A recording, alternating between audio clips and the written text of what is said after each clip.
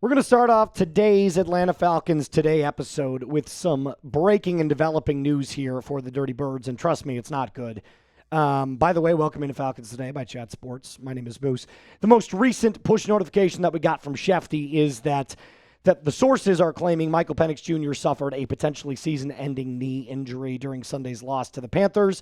Obviously, that kept him sidelined for the remainder of the game, and this is absolutely ridiculous considering Raheem Morris went to the podium and said that there was a chance Michael Penix Jr. could have gotten back in the game, and they just said, now we're going to sideline him. So why would you say that there's a chance he could come back into the game, and now Adam Schefter's coming out and saying it could be the end of his season? It just, nothing makes sense surrounding this football team whatsoever. The messaging, the information that we get at the press conferences are so unclear, and the injury news just continues to get worse for this team. I'm going to be completely honest with you. There is nothing to look forward to right now if you're a Falcons fan. And I take no pleasure in saying that, but I'm always going to keep it a buck with you guys, 100%. And I'm coming in here every single day. I'm making videos for you guys, trying to give you guys the honest truth surrounding the Atlanta Falcons. But the main fact of the matter is that the Falcons are just a bad football team right now. Joey, it's going to be the Michael Penix Jr. Player bio. I look at this and I say to myself, Penix had perhaps one of the best starts to a football game that you have seen since he's became an Atlanta Falcon. At one point, he was 11 of 12 for a $163, and his passer rating was like 114. I mean, he was delivering on time, on-target throws. His ball placement was spectacular. He wasn't picking up the blitz necessarily well, but we knew that was something that he struggled with the entire season. But yesterday, I thought he played about as good as he could have until he went out, obviously, and then Kirk Cousins comes back into the game. And it now looks like that even if Michael Penix isn't out for the remainder of the season, he's most likely going to be sidelined for at least 3 to 4 games. And like I said, the incredible fight that this kid showed yesterday. He was placing the ball perfectly to his wide receivers. That route that Darnell Mooney ran, it was kind of like a breaking out route where Penix throws that ball low and away, and Darnell Mooney gets hit right in the chest and just can't catch the football. That's not on Michael Penix. Guys, it's not. That's on Darnell Mooney. Catch the football. So we could go back and forth about what the entirety of this season's going to look like for Michael Penix, how to evaluate him, but I think everybody can at least acknowledge right here, Penix deserves another shot at being the team's starting quarterback, at least for next year. I mean, look, again, like I told you, 11 for 12 for a $163 at one point yesterday. He was sensational. He was sensational. He was the reason that your team was moving the football so effectively. And maybe he wasn't the game breaker, but he was a chain mover. So Bijan Robinson got offensive MVP. Drake London played outstanding. But Michael Penix Jr. was managing the game effectively yesterday and completing the passes he needed to complete. So Michael Penix Jr., from what we know right now, is he's most likely done for the rest of the season. He is seeking a second opinion, but according to Adam Schefter and other ESPN sources around the league, it does not look good. Let's continue on with the second half of the video, which kind of views the Atlanta Falcons as a whole, because as much as we can sit here and speculate about what Michael Penix Jr.'s injury is going to be, until we get a confirmed diagnosis, we're not going to know. So let's move on to the Falcons as a whole. Yesterday, you got absolutely torched by Bryce Young.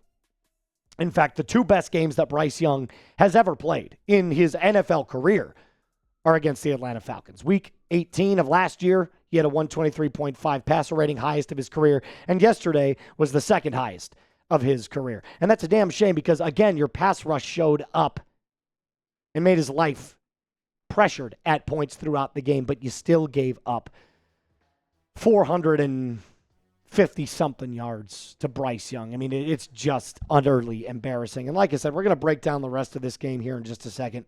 But before we do that, I just want to say thank you to the real ones that showed up yesterday. If you joined our watch party, another overtime thriller Falcons didn't fall on the right side of it, but we did gain a healthy amount of subs. And if you want a fresh, informative view and honest view of the Atlanta Falcons, join today by hitting that subscribe button. I'm going to do my best to make sure that you get the most up-to-date coverage around this team every single day. Back to Bryce. I don't know what about the Falcons playing Bryce Young makes this guy look like Joe Montana, but this is kind of the Mitch Trubisky effect against the Detroit Lions for so long. When Trubisky was drafted by the Bears, he always played outstanding against the Detroit Lions, and that's what this has got to be for the Atlanta Falcons, because every time Bryce Young plays the Falcons, he turns into a different quarterback. He's mid or below mid for the entirety of the season, and then he plays the Falcons, and it's like, I'm the best. Heisman winner, Bryce Young. And of course, you're looking for a glimmer of hope. You're looking for a light at the end of the tunnel from your head coach, a spark to let us know that, hey, something is going to change. We're going to figure it out. And of course, the same 5 responses from Raheem Morris. They're coming down to one possession games. You got to find a way to win it. Yeah, it's about right. Just find a way, Raheem. Just find a way.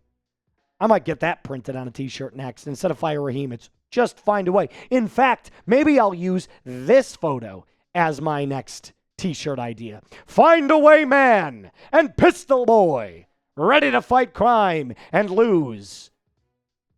Give me a break. You guys are absolute jokes. Oh, it's actually giving me a headache talking about this every single week. But yet, the same thing happens every week, so what else can I tell you? I can only tell you so many times the pass rush is continually getting better. I can only tell you so many times that the defense made the proper adjustments against the running game. You limited Rico Dowdle to like 2.4 yards a carry yesterday, and then somehow you let Bryce Young be the top of the league yesterday. And I thought one Falcons fan, it's Atlanta Falcons UK, which is a nice little over-the-seas organization that are big-time Falcons fans. In the last 7 seasons, not one winning season, not one playoff game. This front office is a joke. It goes beyond the coaching. We know the coaching's bad. You have eyes. You can see it. You know the coaching's bad. The front office is probably one of the worst in the league. Other than the Jets and maybe the Browns, this is one of the worst front offices in the entire National Football League. Period. How does it feel to be a Falcons fan today? Is a question I'm going to ask you.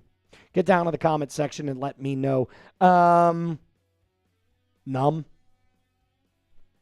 It's the best way that I can put it, is because I really don't feel anything anymore. I don't feel anger anymore. I don't feel disgrace anymore. I just feel numb, because I know that next week, when you play the Saints, you could take a 21-7 lead like you had against the Panthers, and I'm still not going to feel safe. I'm still not going to feel like you have a chance to win that football game. It's utterly embarrassing. Before we continue on with the remainder of the episode, I got to tell you about my friends over at Prize Picks. The weather is changing, but the feeling of being right never gets old, and we are always right about the Falcons. They stink. So keep the season rolling on Prize Picks by getting $50 instantly in lineups when you play your first $5. You can now follow other Prize Picks players directly on the app and copy their lineups in just one click. Whether it's a friend, a celebrity partner, or just someone whose picks you enjoy, like producer Joey on the ones and twos, click that follow button and check out every lineup they create in the brand new feed tab over on Prize Picks. Takes 30 seconds to make a lineup. Super simple to play. You pick your player, you pick the more or the less on their stat projections, and then you watch your money multiply. Up to 2,000 times your cash this football season on Prize Picks. So do me a favor, go download the app today. Use code CLNS to get $50 in lineups after you play your first $5 lineup. That's code CLNS to get $50 in lineups after you play your first $5 lineup. Prize Picks. It is good to be right. Breaking news here from Ian Rappaport as well, just now on the phone. Drake London has suffered a PCL sprain and is out this week and potentially more. So, producer Joe, if you could do me a huge favor, put up that wide receiver depth chart. It's a depth 4 here on the graphic side of things. The bad news continues to roll in. What else do you want? I mean, Bijan was excellent yesterday, but I mean, now your number one is Darnell Mooney. You're not going to win against the Saints. Not without Drake. Not without Penix. Not with this coaching staff. And there's nothing even to look forward to. You don't have a first-round draft pick. Oh, my goodness. This is literally breaking news at this very moment. So we're now adding that into the filming here. I don't know what else to say to you, Falcons fans. This is literally the bottom of the barrel. This is hell. This is rock bottom. This is what it feels like. The good news, I guess you could maybe look at, is that you could only go up from here. It can't get much worse. It literally can't, unless you lost Bijan. And if you lost Bijan, then you would literally be at the pit. But you're about as far down as you can get. And Bijan, again, showed yesterday why he's one of the most talented players in the National Football League. Nope, not talented running back. Talented players in the National Football League. The guy's a menace. Had over 140 scrimmage yards, 2 touchdowns, and the time on his clock as a Falcon is ticking. You will lose him. Players can only handle so much. Myles Garrett requested a trade last year. And then Cleveland got desperate, and they paid him $40 million a year. And how is that working out for them? They still suck ass. So, Bijan, at some point, is going to say enough's enough. As a running back, your shelf life is probably the smallest in the NFL. It has to be. You've got about, what would you say, Producer Joey, 7 to 8 really good years, and then the fall off starts to happen. That's usually about what it is. I mean, that's the law of statistics. I'm not saying that if Bijan treats his body right, he can't go for 10 plus, but we know that the law of averages would tell us that a NFL running back, his shelf life as a player is smaller than everybody's. And like I said, you can't even look forward now to the draft. All the other teams that suck can. Tennessee, Giants, Saints, Jets, Cleveland, Vegas, Washington, all of them first-round picks. Not you. Thanks, Terry. And look, this is not I understand we got James Pierce Jr. And he played great yesterday. So I'm not criticizing the willingness to be aggressive. But here's what I will criticize. Last year, we were told we were a pass rush away. Then Kirk gets injured. Now we're a quarterback away. You put in Penix. Now we're a pass rush away again. You fix the pass rush. Now you've got problems all over the place. All over the place. You don't have a first-round pick. You've got injuries up the wazoo. You're 3-7 and almost scraping the bottom of the barrel of the NFC South. The rest of the NFL is laughing at you. And Falcons Sports Illustrated said it perfectly. The losing streak has reached the longest the franchise has had since Dan Quinn was fired in 2020. That's 5 football seasons long. Ironically, with his last game coming against the same Panthers team. Despite the continued struggles, this team says it remains confident that wins are still around the corner. Bullshit. Now at 3-7, that feels unlikely. I want this team to be good. I want to see this team win.